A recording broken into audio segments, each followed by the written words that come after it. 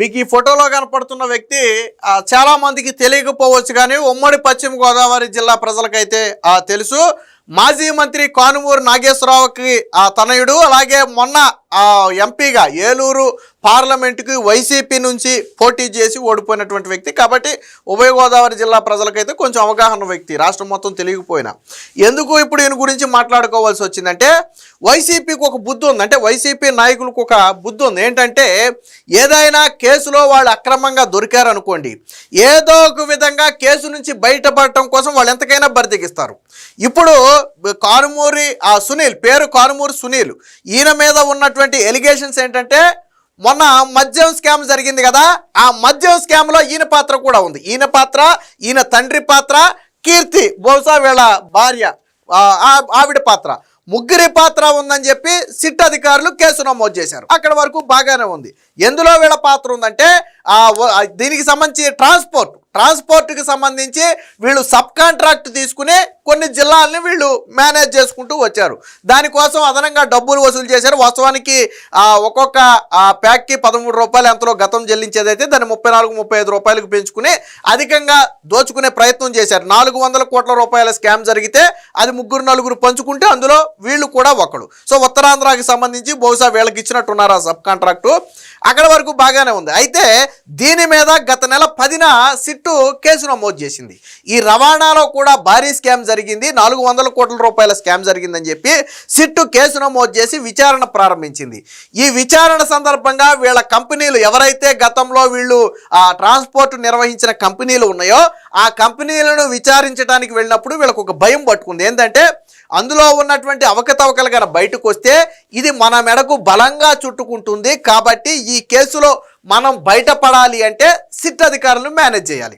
అందుకని ఏం చేశారో తెలుసా, ఏకంగా సిట్ అధికారులకు 25 లక్షలు లంచం ఇచ్చే ప్రయత్నం చేశారు. ఎస్, మీరు విన్నది కరెక్టే.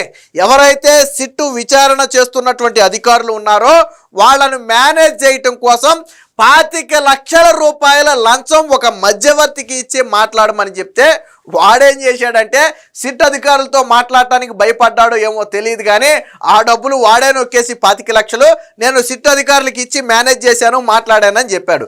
తర్వాత వేరే విచారణ సందర్భంగా ఇది బయటకు వచ్చింది కుట్రకోణం.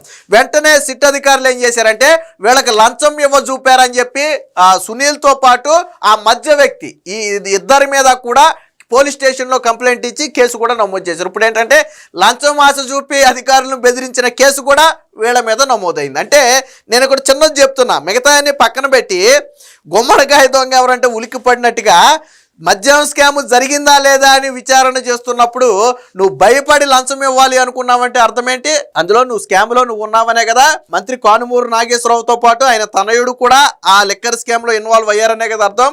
నిజంగా నేను తప్పు చేయకపోతే నేను భయపడను, లీగల్గా ముందుకెళ్తాను తప్ప లంచం ఇవ్వను. కానీ ఎప్పుడైతే లెక్కలు చూడటానికి సిట్ అధికారులు విచారణకు వచ్చారో అప్పుడు వాళ్ళను మేనేజ్ చేయడం కోసం మధ్యవర్తితో డబ్బులు ఇప్పించారు. అది కూడా 1-2 లక్షలు కాదు, నాకు తెలిసి 25 లక్షలు అనేది మొదటి విడతగా. వీళ్ళ జోలికి రాకుండా వీళ్ళ పేర్లు కన్నా సిట్లో పెట్టకుండా ఉంటే ఇంకా అదనంగా ఏమైనా ఇస్తామని చెప్పుంటారు.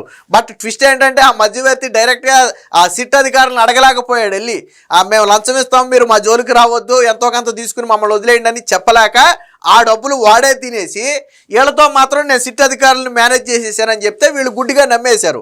ఆ సిట్ అధికారులు నిజంగానే మేనేజ్ చేసి ఉంటాడు, డబ్బులు తీసుకున్నారు కదా, ఇక మన జోలికి రారులే అని వీడు ఫీల్ అయ్యాడు.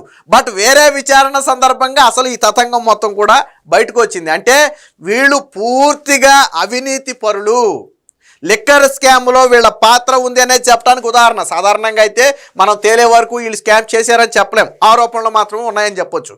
కానీ ఇప్పుడు వీళ్ళు లంచం వచ్చి ఏకంగా సిట్ అధికారులనే మేనేజ్ చేసే ప్రయత్నం చేశారంటే ఏ స్థాయికి దిగజారారో చూడండి ఒకసారి. అంటే ఎందుకు వైసీపీ నాయకులు కేసుల నుంచి తప్పించుకునే ప్రయత్నం చేస్తున్నారు, ఎందుకు వీళ్ళ కేసులు డిలే అవుతున్నాయి అంటే వీళ్ళు అధికారులను ప్రలోభ పెట్టే ప్రయత్నాల్లో ఉన్నారు. ఈ ఒక్కటే కాదు, ప్రతి కేసు విషయంలో కూడా అధికారులను ప్రలోభ పెట్టి వాళ్ళ పేర్లు బయటకు రాకుండానో లేదా కేసు వేగంగా ముందుకెళ్లకుండానో అడ్డుకునే ప్రయత్నం చేస్తున్నారు. బట్ ఇక్కడ సిట్ అధికారుల దగ్గర వీళ్ళ పప్పు ఉడకల, బండారం బయటపడటంతో వాళ్ళు వెంటనే వదిలిపెట్టల, లంచం చూపారని చెప్పి తీసుకెళ్లి వెంటనే కేసు కూడా పెట్టారు. ఆల్రెడీ ఇప్పుడు అది సెకండ్ కేసు అనమాట. లిక్కర్ కేసుకి అదనంగా లంచం ఇవ్వజూపారనేది అదనపు కేసు.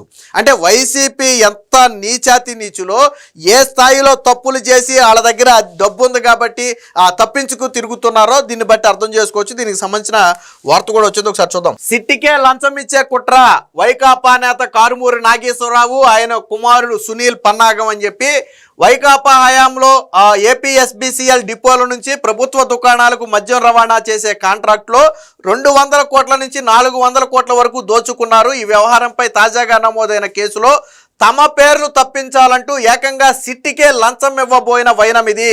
వైకాపా నేత మాజీ మంత్రి కారుమూరి నాగేశ్వరరావు ఆయన తనయుడు గత సార్వత్రిక ఎన్నికల్లో వైకాపా ఏలూరు లోక్సభ నియోజకవర్గ అభ్యర్థిగా పోటీ చేసిన కానుమూరి సునీల్ కుమార్ సిట్ అధికారులకు లంచం ఇచ్చి ప్రలోభ పెట్టేందుకు చేసిన కుట్ర బట్టబయలైంది. సిట్ అధికారులను మేనేజ్ చేయాలంటూ వారిద్దరూ కాకు మునికుమార్ అనే ఒక వ్యక్తికి 25 లక్షలు ఇచ్చినట్టుగా వెల్లడైంది. కేసు విచారణ సందర్భంగా ఈ కుట్రంతా వెలుగు చూసింది. దర్యాప్తు అధికారి సిట్ సభ్యుడైనటువంటి ఆర్ శ్రీహరిబాబు ఫిర్యాదుతో కానుమూరి సునీల్ కుమార్ మీద, అలాగే ఎవరైతే మధ్యవర్తి కాకు మునికుమారులు ఉన్నారో వాళ్ళిద్దరి మీద కూడా విజయవాడలోని సూర్యాపేట పోలీస్ స్టేషన్లో తాజాగా కేసు కూడా నమోదు చేశారు. ఎందుకంటే మమ్మల్ని కేసు విచారిస్తున్నటువంటి మాకు లంచం ఇచ్చి ఆ లంచం ఆశ చూపి కేసు నుంచి తప్పించాలన్నందుకు గాను లంచం ఇవ్వాలనడం చాలా తీవ్రమైన నేరం. నేను లంచం ఇస్తాను అనడం అనేది చాలా తీవ్రమైన నేరం. అందులోనూ కేసుల్ని మాయ చేయడం కోసం ఇలా ప్రలోభ పెట్టడం అనేది ఇంకా తీవ్రమైన నేరం. సో వెంటనే ఆయన ఏం చేశాడంటే పోలీస్ స్టేషన్లో కేసు పెట్టారు. దీంతో మోసం నేరపూరిత కుట్రలకు పాల్పడ్డారనే అభియోగం కింద వారిద్దరి మీద కూడా కేసులు అయితే కట్టారు. సో అసలు ఇది ఎలా బయటకు వచ్చిందో చూడండి ఒకసారి. మద్యం రవాణా కాంట్రాక్టు టెండర్లలో అక్రమ వ్యవహారాలపై గత నెల ఏపీసీఐడి కేసు నమోదు చేసింది. కానుమూరి నాగేశ్వరరావు ఆయన తనయుడు కానుమూరి సునీల్ కుమారు, కోడలు కీర్తి అంటే బహుశా సునీల్ భార్య అయి ఉంటుంది, ఈ కేసులో నిందితులు. ఈ కేసు దర్యాప్తులో భాగంగా సిట్టు ఈ నెల 24న సుదర్శన్ కన్స్ట్రక్షన్ సంస్థ వ్యవహారాలు చూసే వల్లు సందీప్ అనే వ్యక్తిని విచారణకు పిలిచింది. అంటే ఈ కేసు విచారణ సందర్భంగా ఒక వ్యక్తిని విచారణకు పిలిచింది. ఆ వ్యక్తి పేరు సందీప్. సో సిగ్మా కంపెనీ నుంచి మద్యం రవాణా కాంట్రాక్టు పొందడం కోసం కారుమూరి నాగేశ్వరరావు ఆయన కుమారుడు సునీల్ కుమారు ఆయన కోడలు కీర్తికి 9 కోట్లు కమిషన్ ఇచ్చా. మద్యం రవాణా కుంభకోణంలో వారు చేసిన అక్రమాల గురించి బయట పెట్టొద్దని నన్ను బెదిరించారు. ఈ కేసులో వారిని నిందితులుగా చేర్చే అవకాశం ఉందని ముందే భావించి దాని నుంచి తప్పించుకోవటానికి కాకు మునికుమార్ అనే ఒక వ్యక్తి ద్వారా సిట్ అధికారులకు లంచం ఇచ్చే పన్నాంగం కూడా పన్నారని చెప్పి సందీప్ చెప్పాడు. సందీప్ ఏమన్నాడంటే, నేను గతంలో వారి నుంచి సబ్ కాంట్రాక్ట్ తీసుకోవడానికి 9 కోట్లు లంచం ఇచ్చిన మాట వాస్తవం. ఒకటి. రెండోది, ఇప్పుడు నేను ఏ విషయం బయట పెట్టినా నన్ను విచారణకు పిలుస్తారని వాళ్ళకి తెలుసు. నన్ను ఏమి అడిగినా బయట పెట్టొద్దని నన్ను బెదిరించారు. 2. మూడోది, వాళ్ళ పేర్లు బయటికి రాకుండా ఉండటం కోసం సిట్ అధికారులకు లంచం ఇవ్వటం కోసం మధ్యలో ఒక వ్యక్తిని మునికుమార్ అనే ఒక వ్యక్తి ద్వారా డీల్ సెటిల్ చేశారు. 25 లక్షల రూపాయలు సిట్ అధికారులకు లంచం ఇచ్చే ప్రయత్నం కూడా చేశారని చెప్పి స్వయంగా ఈ సందీప్ అనే వ్యక్తి విచారణలో మొత్తం కక్కేశాడు. వాస్తవానికి ఇతన్ని విచారణకు పిలిచింది గతంలో జరిగినటువంటి అవకతవకల గురించి ప్రశ్నించడానికి. కానీ భయపడి ఏం చేశాడంటే మొత్తం వీళ్ళకి 9 కోట్లు కూడా ఇచ్చాడంట. గతంలో ఇక్కడ చెప్పాడు చూడండి, రవాణా కాంట్రాక్టు సిగ్మా కంపెనీ నుంచి సిగ్మా అనేది ఎంటైర్ స్టేట్ మొత్తానికి ఒక లాజిస్టిక్ హబ్గా ఉన్నటువంటి సంస్థ. సో దాని నుంచి సబ్ కాంట్రాక్ట్లు వచ్చినాయి. సో దాని నుంచి కాంట్రాక్టు పొందడం కోసం 9 కోట్లు లంచం ఇచ్చాడు. వీళ్ళు అధికారంలో ఉన్న సమయంలో తీసుకున్న లంచం అక్షరాల 9 కోట్లు. కానుమూరి కుటుంబం తీసుకున్నటువంటి లంచం. సో లంచం ఇవ్వాలని 25 లక్షలు అందజేశారు. గత నెల 25న సిట్ అధికారులు కాకు మునికుమార్ను విచారణకు పిలిచి ప్రశ్నించగా అతను మొత్తం గుట్టంతా బయట పెట్టాడు.